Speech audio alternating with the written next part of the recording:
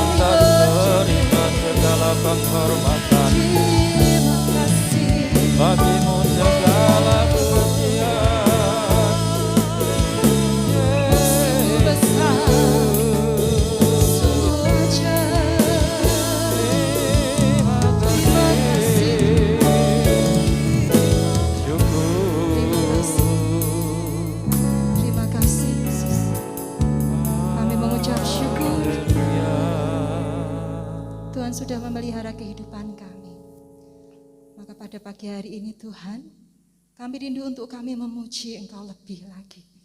Biarlah pujian kami boleh menyenangkan hati-Mu ya Tuhan. Kami berdoa biarlah kiranya Tuhan memimpin ibadah ini dari awal, pertengahan sampai akhir. Mari Roh Kudus Engkau bekerja dan memberkati setiap kami. Di dalam nama Tuhan Yesus kami berdoa. Haleluya. Amin. Mari masuk dalam hadirat Tuhan dengan penuh syukur. Tuhan melimpahkan sukacita dan kegirangan bagi kita semua.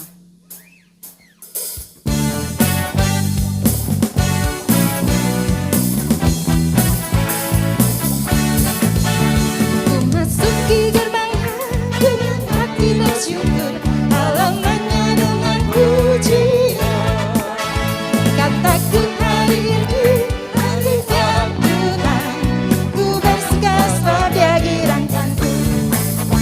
Ku masuki gerbangnya dengan hati bersyukur, halamannya dengan pujian. Amin. Kataku hari ini hadirat Tuhan, ku bersuka sebab Dia girangkanku.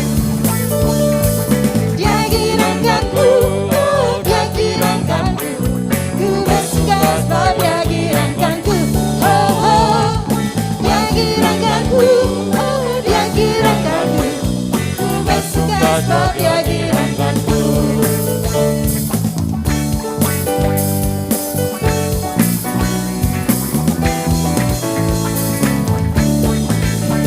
Memasuki gerbangnya dengan hati bersyukur, halamannya dengan pujian.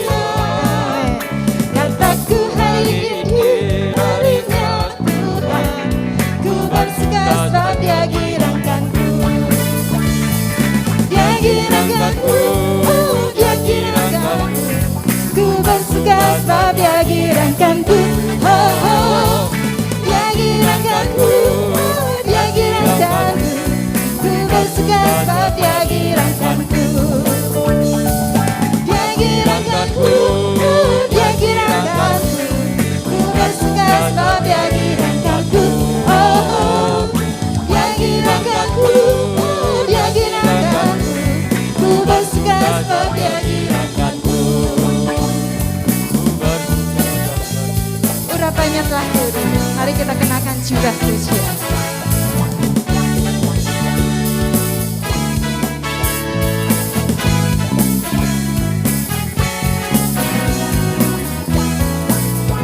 Urapannya telah turun dalam jubah pujian, hadiratnya penuhi tempat ini.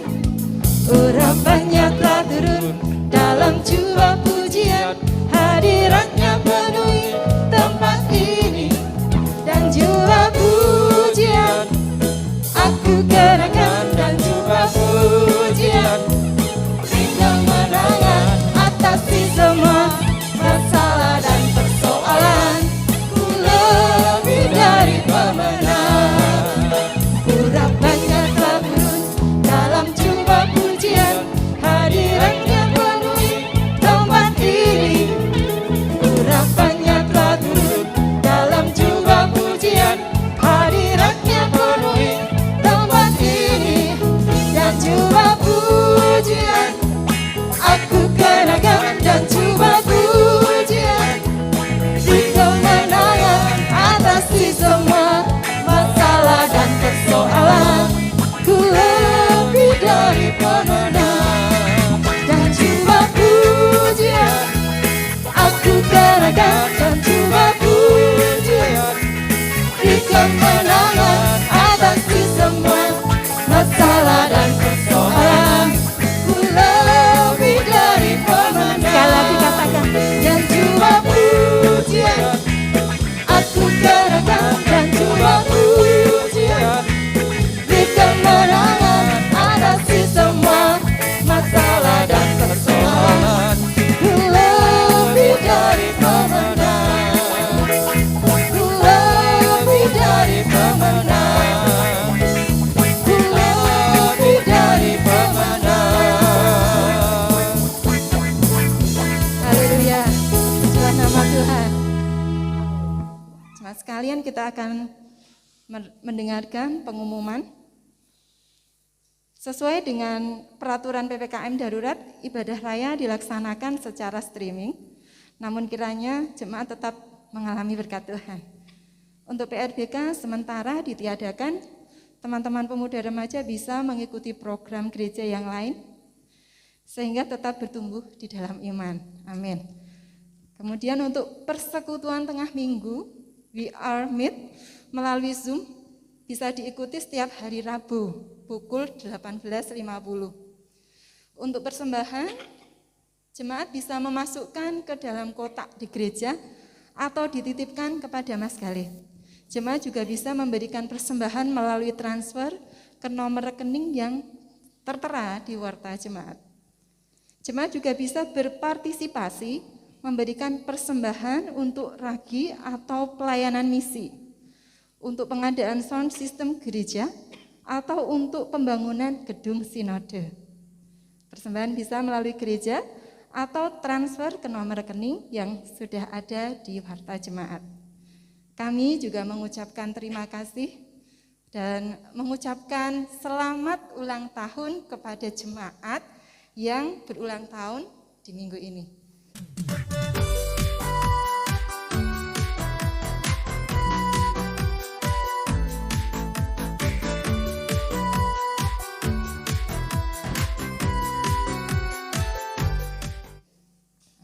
Mari kita tenangkan hati kita akan mendengarkan firman Tuhan.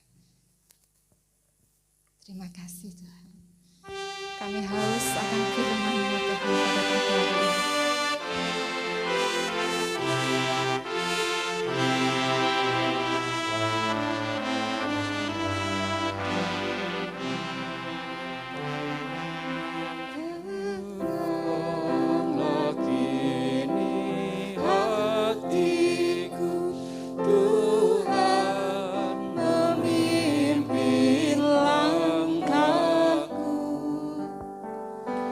Di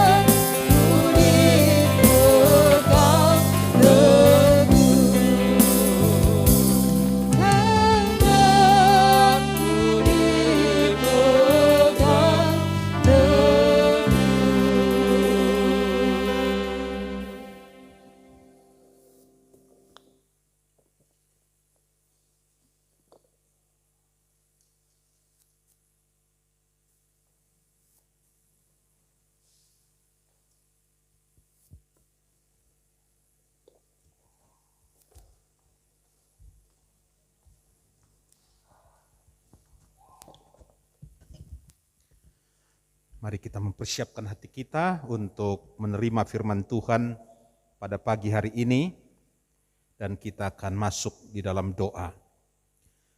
Bapa di sorga, kami mengucap syukur oleh karena kebaikan-Mu, oleh karena kesetiaan-Mu. Engkaulah yang selalu memimpin kehidupan kami, Engkaulah yang selalu menuntun kami sehingga hidup kami aman di dalam perlindungan Tuhan. Terima kasih untuk kesempatan pada saat ini kembali kami boleh mendengar dan merenungkan firman Tuhan.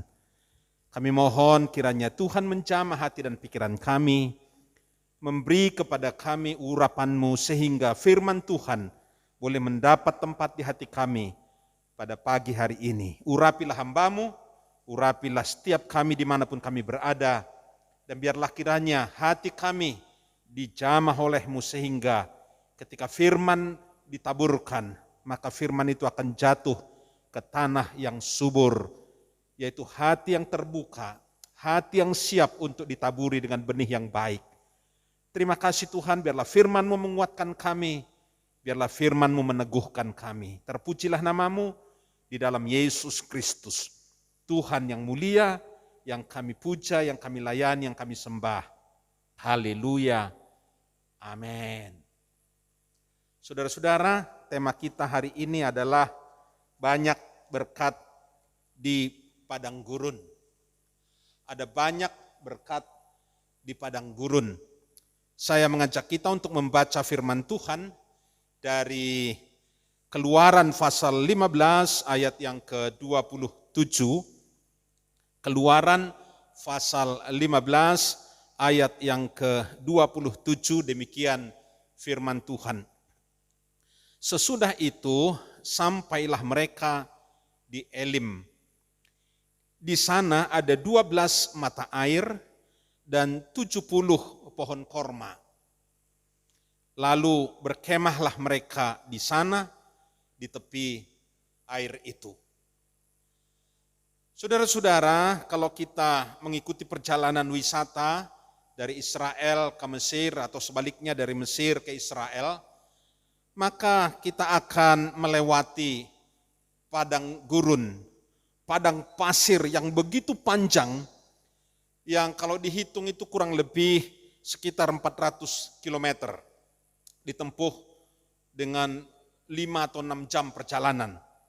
Kecuali mungkin mampir atau menginap di Saint Catherine, mungkin lebih pendek sedikit. Nah saudara-saudara, biasanya orang kalau melewati jalur tersebut, saya memperhatikan mereka cenderung tertidur. Saya suka melihat-lihat alam, jadi biasanya saya jaga mata saya supaya tidak tertidur. Jadi saya melihat walaupun padang gurun yang begitu luas, perjalanan yang begitu panjang, tapi kalau diperhatikan, maka ternyata ada pemandangan yang menarik. Yang lain tidur karena apa? Mungkin mereka berpikir bahwa untuk apa melihat padang gurun?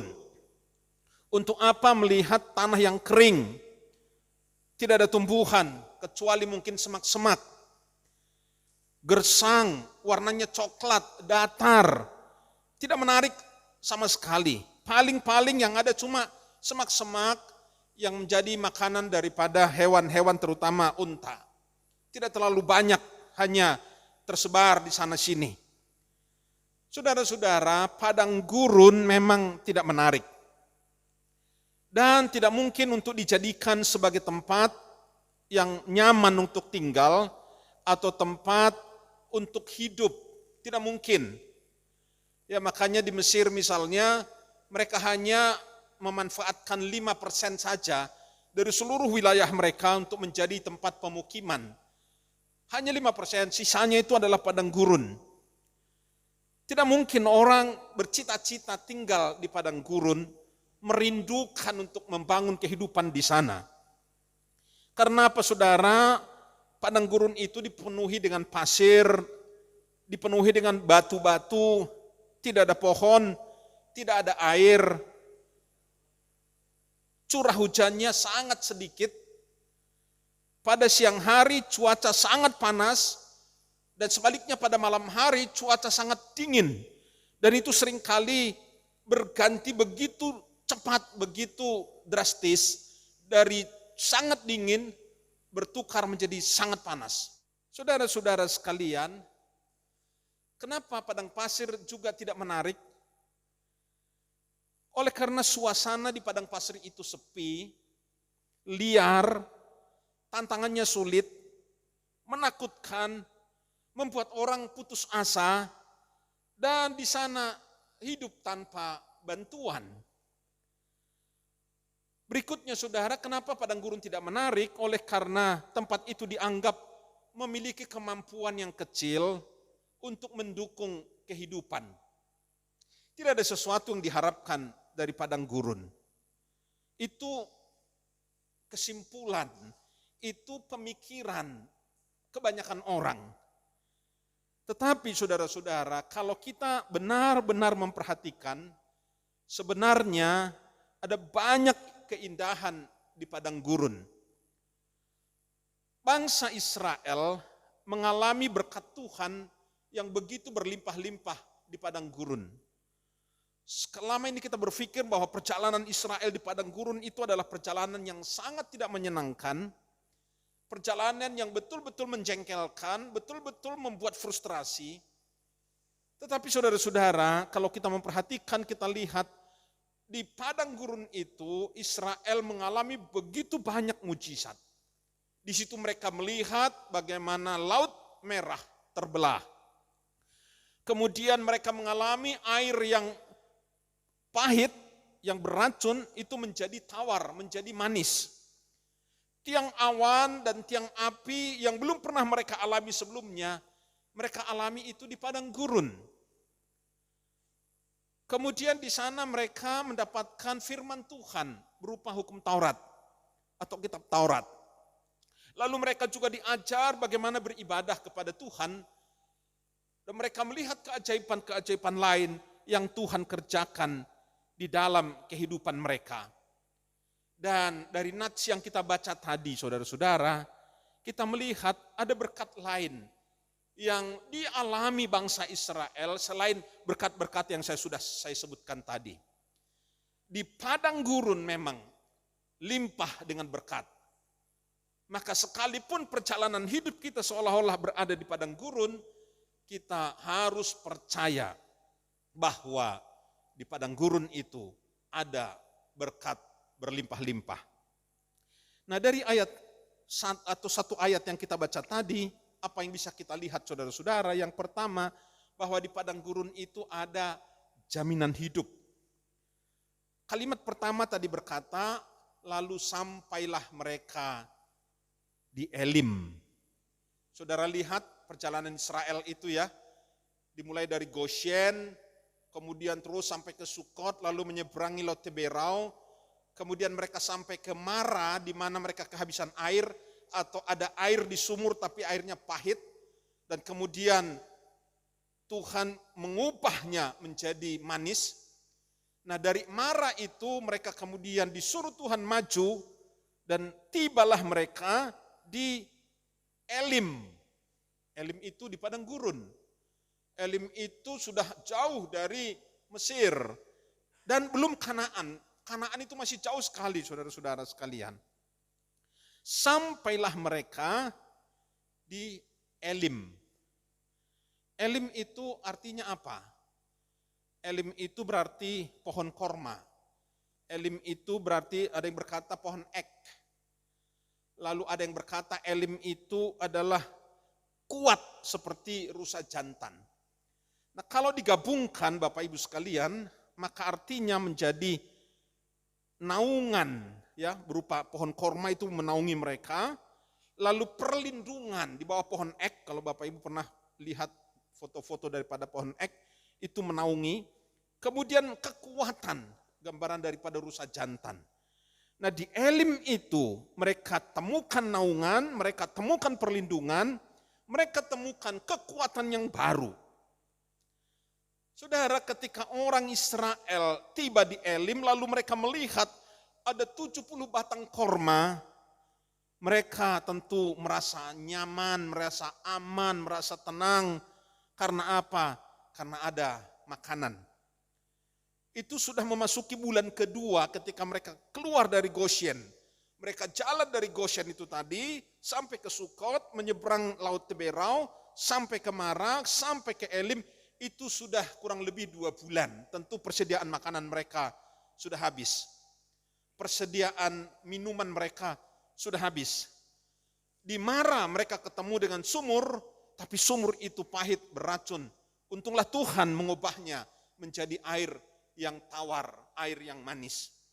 Nah, maju lagi saudara-saudara, lebih ke dalam lagi ke padang gurun itu.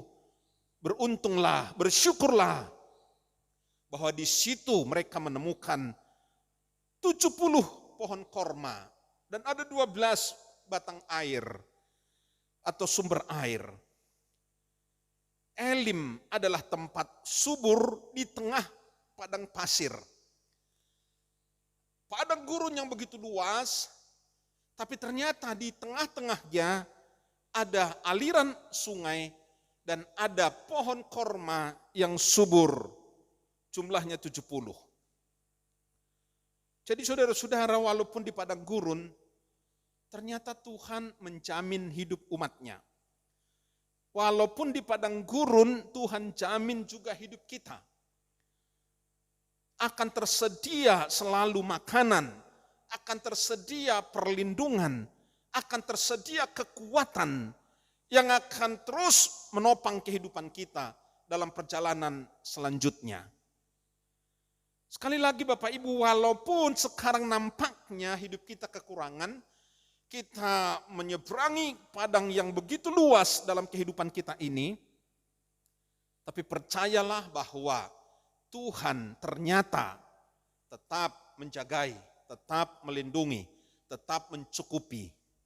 Ada persediaan sungai, ada persediaan pohon korma di padang gurun.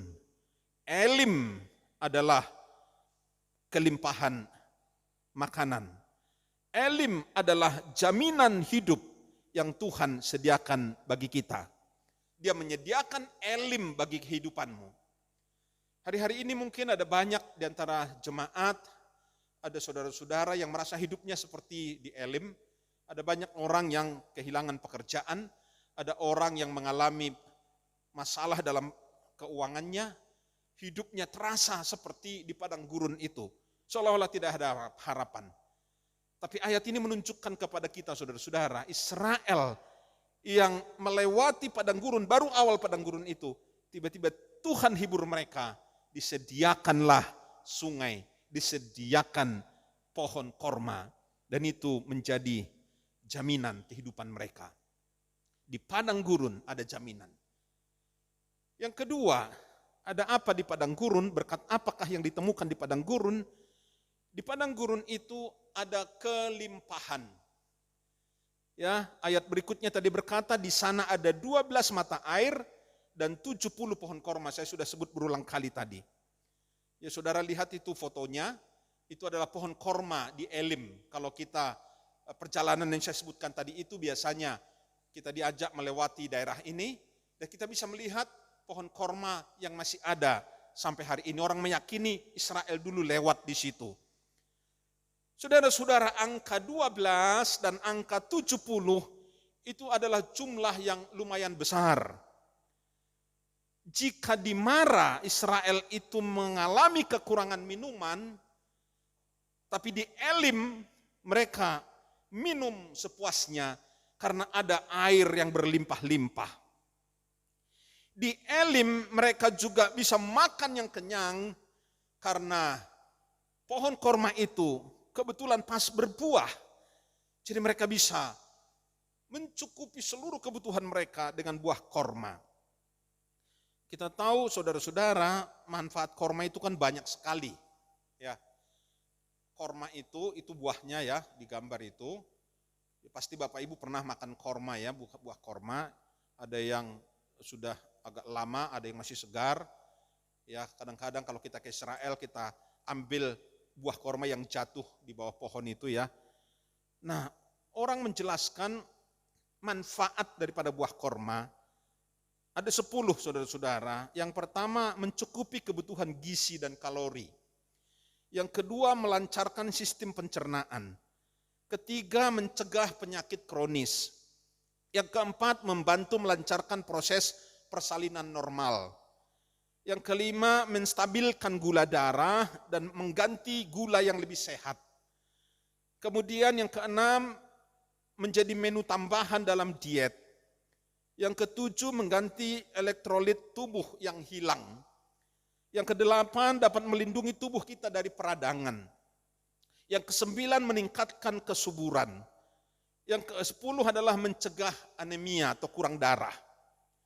Saya tidak sedang mempromosikan buah korma, tetapi saudara-saudara sekalian, Tuhan sediakan buah korma bagi Israel yang selama 2 bulan berjuang dengan kehidupan mereka, tentu membutuhkan energi yang seperti ini, membutuhkan banyak hal di dalam tubuh mereka. Tuhan sediakan air, lalu Tuhan sediakan buah korma. Tidak disediakan buah delima atau buah anggur. Barangkali itu tidak terlalu cukup untuk mensuplai kehidupan mereka. Tapi ketika Tuhan sediakan buah korma, Tuhan tuntun mereka melalui daerah itu sehingga mereka bisa makan buahnya, maka hasilnya luar biasa. Saudara-saudara, 12 mata air dan 70 batang korma itu menunjukkan bahwa walaupun orang Israel sedang berada di padang gurun, tetapi di situ Tuhan bisa memberi kelimpahan. Dan demikian hidup kita, saudara-saudara, walaupun kehidupan kita sekarang sulit, pencobaan rasanya tiada akhir, kita harus terus percaya bahwa Tuhan menyediakan kelimpahan dan kita tidak akan pernah kekurangan. Katakan amin, saudara-saudara. Di padang gurun Tuhan beri kelimpahan kepada kita. Maka teruslah bergerak bersama Tuhan. Ketika tiang awan, tiang api, yaitu tuntunan Tuhan, mungkin kita tidak lihat lagi tiang awan, tiang api secara jasmani, secara kasat mata, tapi tuntunan rohnya di dalam hati kita, tuntunan firman-Nya yang selalu diberikan kepada kita, kita perlu mengikutinya dengan baik. Mengikuti dengan tulus, mengikuti dengan rela. Yakinlah saudara-saudara, hidupmu akan aman. Hidupmu tidak akan kekurangan. Apabila engkau terus mengikuti Tuhan, maka engkau akan dijamin oleh Tuhan. Yang ketiga, di padang gurun itu ada ketentraman. Ayat selanjutnya tadi dikatakan, lalu berkemahlah mereka di sana, di tepi air itu.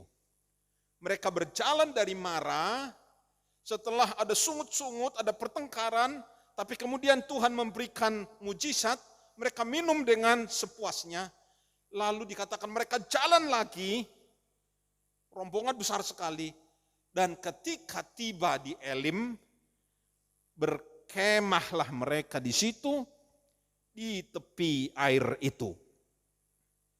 Saudara-saudara, orang Israel berkemah di Elim bukan karena kebetulan sudah malam.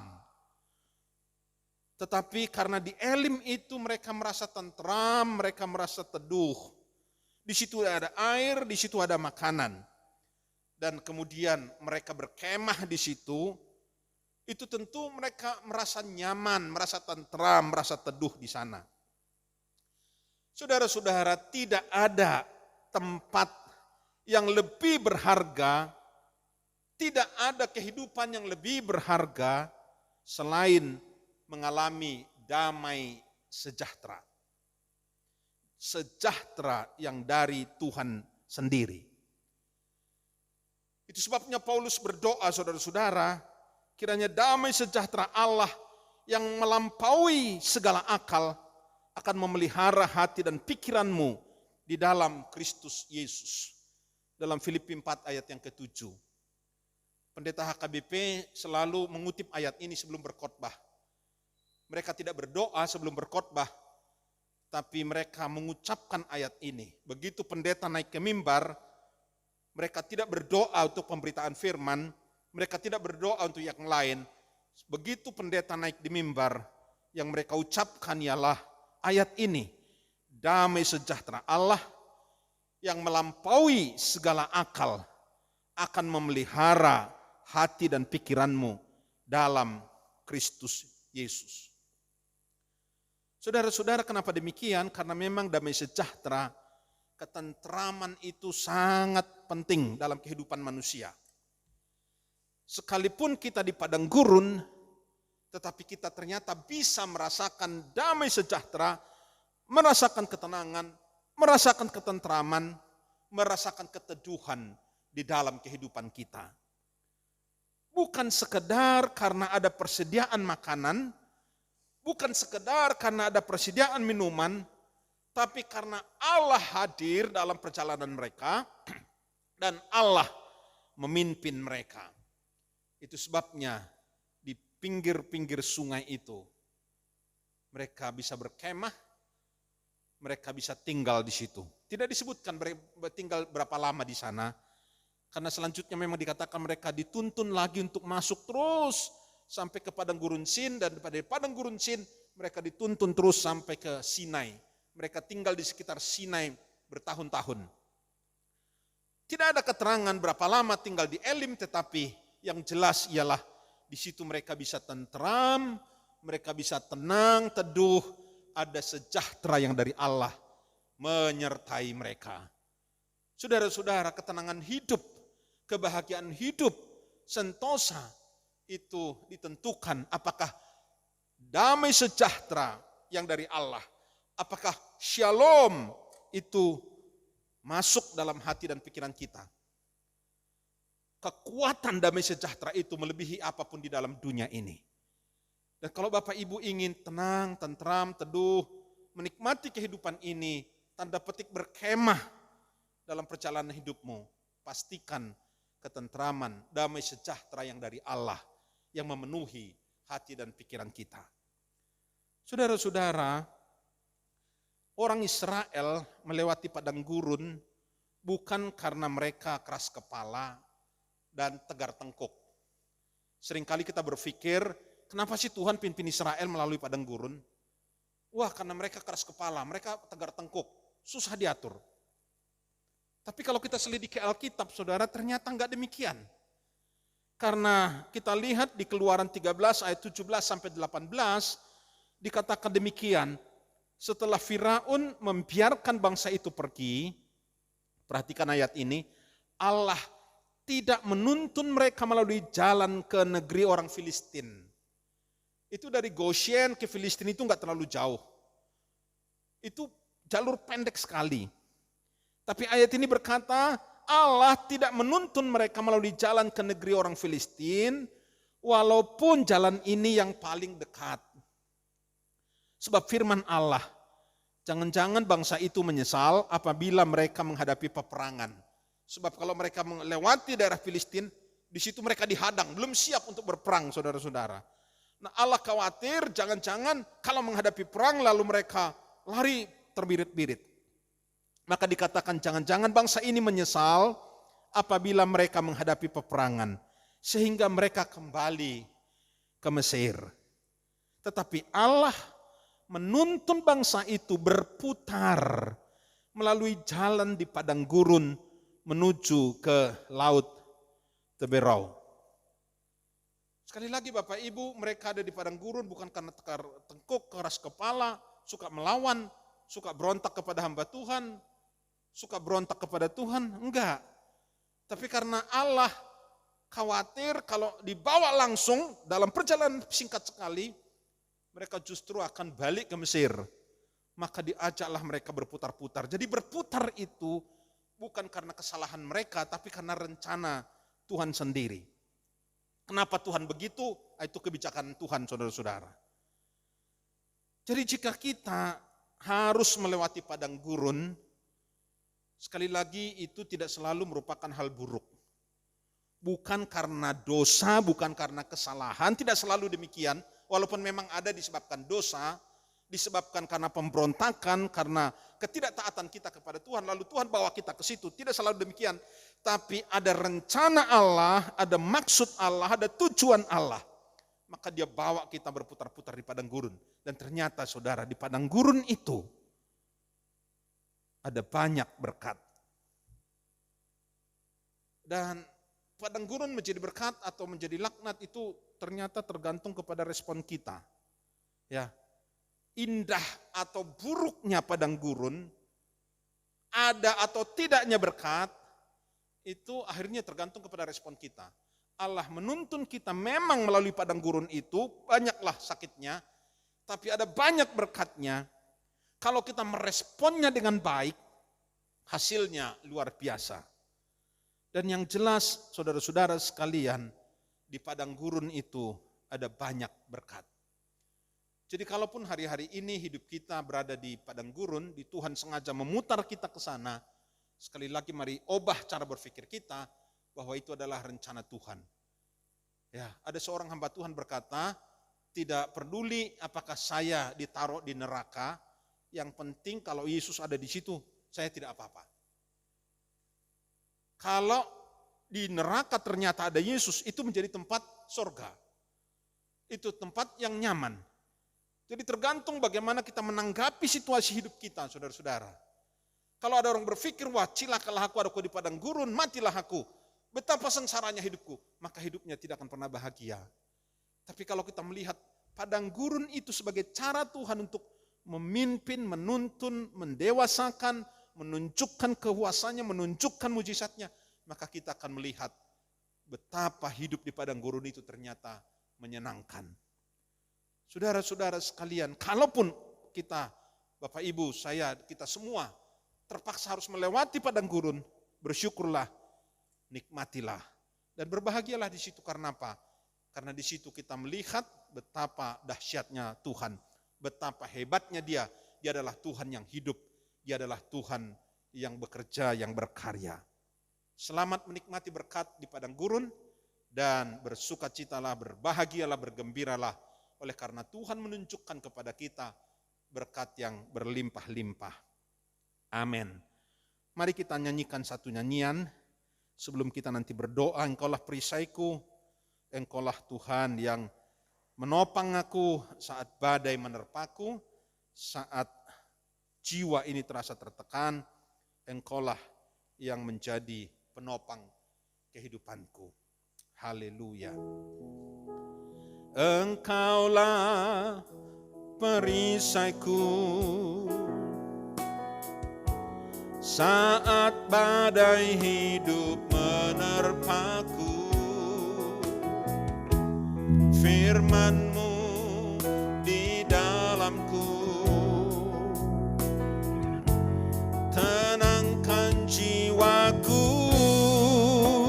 ku kan berdiri di tengah badai dengan kekuatan yang Kau berikan. Sampai kapanpun ku kan bertahan, karena Yesus selalu menopang.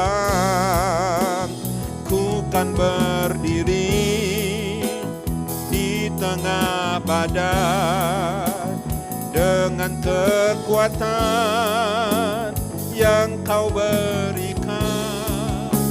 Sampai kapanpun ku kan bertahan, karena Yesus selalu menopang hidupku. Engkaulah perisaiku ya Tuhan, Engkaulah perisaiku saat badai hidup menerpaku. Saat badai hidup menerpaku, firman-Mu di dalamku, firman-Mu di dalamku. Tenangkan jiwaku, ku kan bertahan di tengah badai dengan kekuatan yang Kau berikan.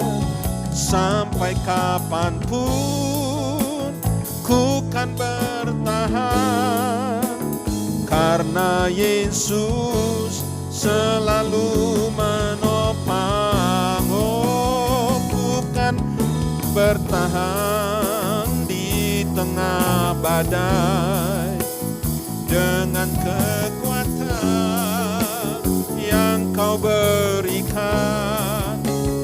Sampai kapanpun ku kan bertahan, sampai Yesus menopang hidupku, karena Yesus selalu menopang. Oh, karena Yesus selalu hidupku.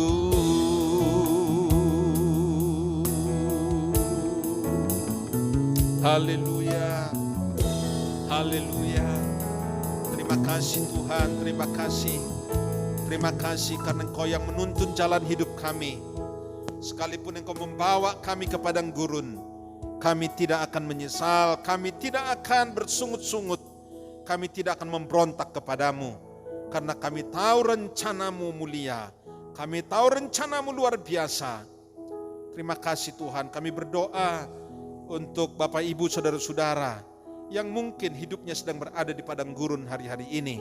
Secara ekonomi, keuangan, kesehatan, keluarga, di pekerjaan, dalam kehidupan masyarakat sehari-hari, dalam seluruh kehidupan, mungkin ada yang sedang berjalan di padang gurun. Biarlah kiranya mereka diberi kesempatan untuk melihat mujizat Tuhan. Ada perubahan dari yang pahit menjadi manis. Dan kemudian Tuhan, Engkau menyediakan Elim, tempat di mana Engkau menjamin seluruh kehidupan kami. Engkau menyediakan kepada kami persediaan makanan yang berlimpah-limpah. Dan Engkau memberi kepada kami kesempatan untuk berkemah. Kami boleh istirahat. Kami boleh menikmati perhentian bagaikan domba yang berbaring di tepi sungai, yang ada di sekitar rumput hijau. Biarlah jiwa kami tentram, jiwa kami tenang, oleh karena Engkaulah yang menjamin kehidupan kami. Terima kasih Tuhan untuk pengalaman Elim yang boleh kami alami. Dan biar kami boleh melihat kebaikan Tuhan dari waktu ke waktu. Bukan sekedar padang gurun yang menarik perhatian kami, tapi berkat demi berkat, mujizat demi mujizat, hal-hal ajaib demi hal-hal ajaib yang terjadi di padang gurun itu. Biarlah itu yang menguatkan, menghibur, biarlah itu yang menarik perhatian kami. Dan kami boleh tetap bersyukur kepada Tuhan, kami boleh tetap memuji nama-Mu. Dan kami tahu akhirnya kami akan sampai ke Kanaan, kelimpahan susu dan madu, kehidupan yang berlimpah-limpah, kehidupan di mana kami boleh melayani Tuhan, boleh jumpa dengan Engkau, kami boleh menikmati persekutuan yang tertinggi dengan-Mu. Terima kasih Tuhan, kiranya Engkau memeteraikan firman-Mu di hati kami semua. Terpujilah nama-Mu di dalam Yesus Tuhan, yang selalu memimpin perjalanan hidup kami, yang bertindak sebagai gembala bagi kami. Kami berdoa, haleluya, haleluya. Haleluya, terpuji Tuhan. Haleluya. Bapa di sorga, kembali kami menghaturkan kehadirat-Mu, segala beban-beban yang ditanggung oleh bangsa-bangsa, khususnya bangsa ini. Kau melihat minggu-minggu ini begitu banyak orang yang terpapar dengan virus. Tapi kami berdoa Tuhan kiranya menolong, khususnya saudara-saudara kami, orang-orang yang dekat dengan kami, hamba-hamba Tuhan, setiap orang yang mencintai-Mu, kiranya Tuhan mengampuni, Tuhan memulihkan, Tuhan menjamah dimanapun mereka berada. Tuhan, kiranya kemurahan-Mu akan membangkitkan saudara-saudara kami, teman-teman kami yang terpapar. Terima kasih Tuhan, kami tahu mujizat-Mu luar biasa, pertolongan-Mu nyata. Kami berdoa biarlah kiranya upaya yang dilakukan pemerintah untuk melakukan vaksinasi boleh dilakukan di sebaik-baiknya. Masyarakat terlindungi, bangsa ini terlindungi. Engkau memberi kekuatan kepada para tenaga kesehatan, dokter, para perawat. Engkau memberi sukacita di hati mereka. Engkau membuat mereka boleh terus berjuang dengan kekuatan yang daripadamu. Terima kasih Tuhan, terpujilah nama Tuhan. Haleluya, haleluya, terpujilah Engkau Allah yang hidup. Kami menyerahkan seluruh jemaat dalam tangan Tuhan. Engkau menggembalakan mereka, menjagai mereka, memelihara mereka siang dan malam. Engkau melindungi dan memberkati semua yang mereka perlu. Sebagaimana Engkau memberkati Israel di padang gurun, Engkau pun akan memberkati seluruh jemaat-Mu. Terima kasih Tuhan, terpujilah nama-Mu. Haleluya. Kami berdoa untuk saudara-saudara kami yang berulang tahun. Walaupun hamba-Mu tidak sebut satu persatu, tapi biarlah kiranya Tuhan melawat mereka, memberkati mereka. Tuhan kiranya mengurapi mereka, sehingga mereka boleh merasakan betapa setia Tuhan, betapa baiknya Tuhan dalam kehidupan mereka. Terima kasih, memberkati para pelayan-Mu yang memungkinkan akan siaran ini berjalan dengan baik. Tuhan kiranya mengurapi mereka, melindungi, memberkati setiap pelayan Tuhan, pemain musik, pemimpin pujian penyembahan, petugas live streaming, sound system. Kami serahkan mereka dalam tangan-Mu. Kiranya Tuhan menjagai, memelihara kami semua dalam kasih setia-Mu. Haleluya, terpujilah Tuhan. Dan sekarang saudara-saudara, mari kita arahkan hati kita kepada Tuhan, pandang Dia, dan terimalah berkat-Nya. Kiranya Tuhan memberkati engkau dan melindungi engkau. Tuhan menyinari engkau dengan wajah-Nya yang kudus, memberi engkau kasih karunia. Tuhan menghadapkan wajah-Nya kepadamu dan memberikan engkau damai sejahtera. Mulai sekarang sampai Maranatha. Yesus datang kembali menjemput setiap kita yang percaya kepadanya di dalam nama Tuhan Yesus Kristus. Setiap kita yang percaya berkata, amin.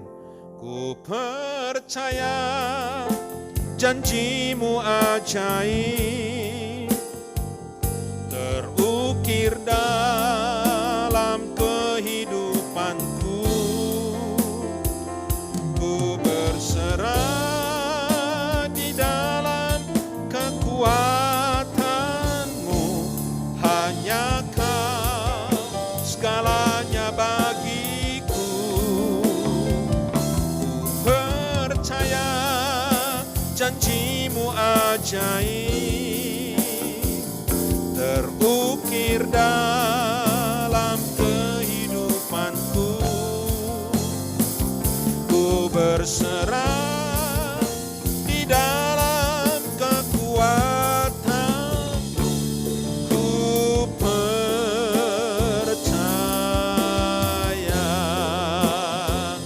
ku berserah